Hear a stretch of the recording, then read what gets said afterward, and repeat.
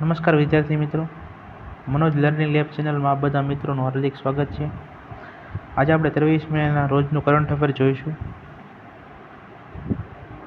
તે પહેલાં 22 મેના રોજ આપ બધા મિત્રોને એક પ્રશ્ન આપવામાં આવ્યો હતો, તો આજે આપણે એનો જવાબ જોઈશું.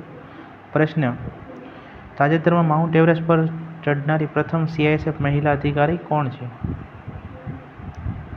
તો તાજેતરમાં માઉન્ટ એવરેસ્ટ પર ચઢનારી પ્રથમ CISF મહિલા ગીતા સમોતા બન્યા છે. હવે જોઈએ આપણે આજના કરંટ અફેરના પ્રશ્નો.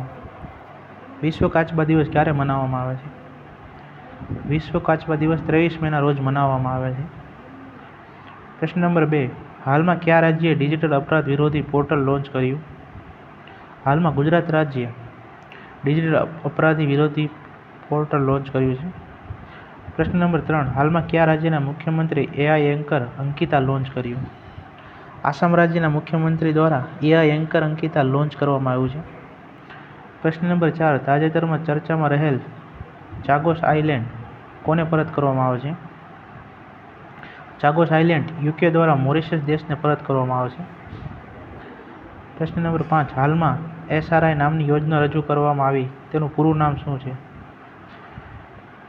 SRI નું પૂરું નામ સેલ્ફ રિલાયન્ટ ઇન્ડિયા છે, એટલે કે આત્મનિર્ભર ભારત છે. પ્રશ્ન નંબર 6: હાલમાં કયા દેશે પોતાના સ્પેસ સ્ટેશન પર નિયાલિયા ટિયાંગોન્ગેન્સીસ નામના બેક્ટેરિયાની શોધ કરી છે? ચીન દેશ દ્વારા પોતાના તિયાંગોંગ સ્પેસ સ્ટેશન પર આ બેક્ટેરિયાની શોધ કરાઈ છે. પ્રશ્ન નંબર 7: તાજેતરમાં ભારતના ઉપરાષ્ટ્રપતિ દ્વારા કયા સ્થળે ચરક અને સુશ્રુતની પ્રતિમા અનાવરણ કરે? ગોવાના રાજભવન ખાતે ભારતના ઉપરાષ્ટ્રપતિ દ્વારા ચરક અને સુશ્રુતની પ્રતિમા અનાવરણ કરવામાં આવી છે. ચરક એ ભારતમાં દવાના પિતા તરીકે ઓળખવામાં આવે છે, જ્યારે સુશ્રુતને શસ્ત્રક્રિયાના પિતા તરીકે ઓળખવામાં આવે છે. પ્રશ્ન નંબર 8: તાજેતરમાં ચર્ચામાં રહેલ ASD શું છે?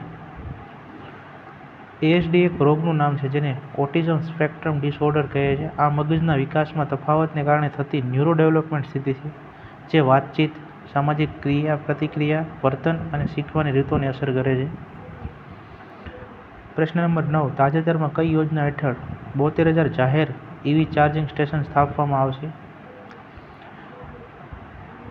PM E-ડ્રાઈવ અંતર્ગત આ જાહેરાત થઈ છે, જેમાં હાલ 2,000 કરોડ રૂપિયા ફાળવવામાં આવ્યા છે. પ્રશ્ન નંબર 10: તાજેતરમાં ચર્ચામાં રહેલ કિજાડી ખોદકામ એ કયા રાજ્ય અંતર્ગત આવે છે? કિજાડી ખોદકામ તમિલનાડુ રાજ્ય અંતર્ગત આવે છે, જે મદુરાઈ નજીક વૈગઈ નદી કાંઠે સ્થિત છે. તો મિત્રો, આજે આપણે 23 મેના રોજનું કરંટ અફેર જોયું. આગળના વિડીયોમાં આપણે 24 મેના રોજનું કરંટ અફેર જોઈશું. જય હિન્દ, જય ભારત.